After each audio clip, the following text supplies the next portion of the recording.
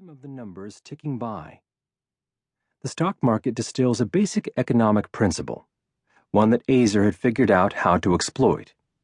The more risk you take with an investment, the greater the potential reward.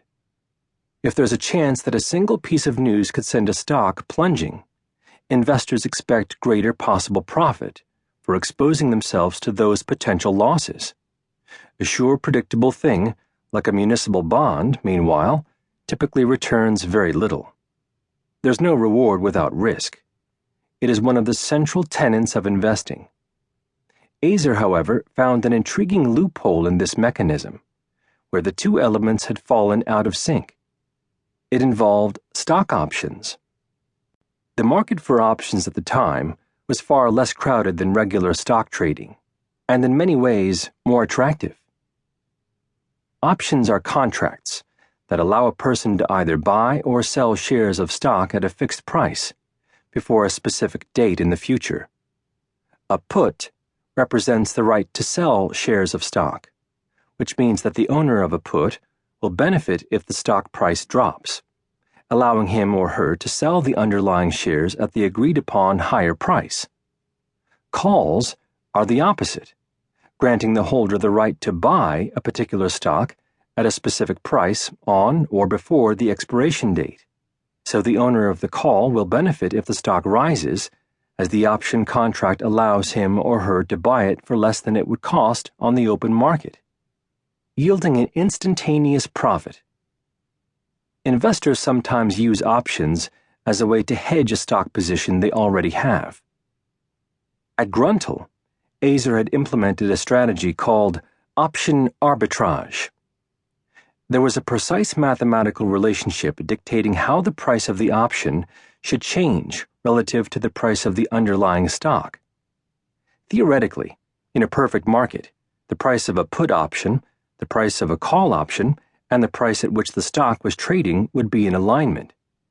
Because options were new and communication between markets was sometimes slow, this equation occasionally fell out of line, creating a mismatch between the different prices.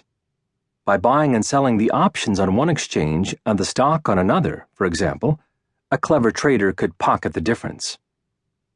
In theory, the technique involved almost no risk. There was no borrowed money and relatively little capital required, and most positions were closed out by the end of the day, which meant that you didn't develop ulcers worrying about something that might send the market down overnight. The strategy would be rendered obsolete as technology improved. But in the early 1980s, it was like plucking fistfuls of cash off of vines, and the traders at Gruntle enjoyed bountiful harvests. All day long, Azer and his traders compared the prices of stocks to their valuations in the options market, rushing to make a trade whenever they detected an inconsistency. You could have IBM trading at $100 on the New York Stock Exchange floor, explained Helen Clark, who worked as Azer's clerk in the early 1980s. And the options that equal IBM at $100 trading at $99 in Chicago, so you'd run to Chicago and buy it and sell it at the NYSE. If done enough times, it added up. Without the benefit of computer spreadsheets, the traders had to keep track of everything in their heads. Azer set up a system that required minimal thinking. You didn't have to be good, he liked to say. You just had to follow the formulas. It was tedious. A trained monkey could do it. On Cohen's first day, he watched Azer work with a trading assistant, scouring the market for 25 cents or 50 cents they could make on their idiot-proof options schemes. During a lull in activity, he stared at the market screens. Then Cohen announced that he was looking at a stock, ABC. "I think it's going to open higher tomorrow," he said. Even brand new on the job, Cohen was confident in his abilities as a trader. Azer snickered. "All right," he said, curious to see whether the new kid with bushy brown hair and glasses had any clue what he was doing. "Go ahead, take a shot." Cohen made $4,000 that afternoon, and another $4,000 overnight. In 1978, this was a meaningful profit.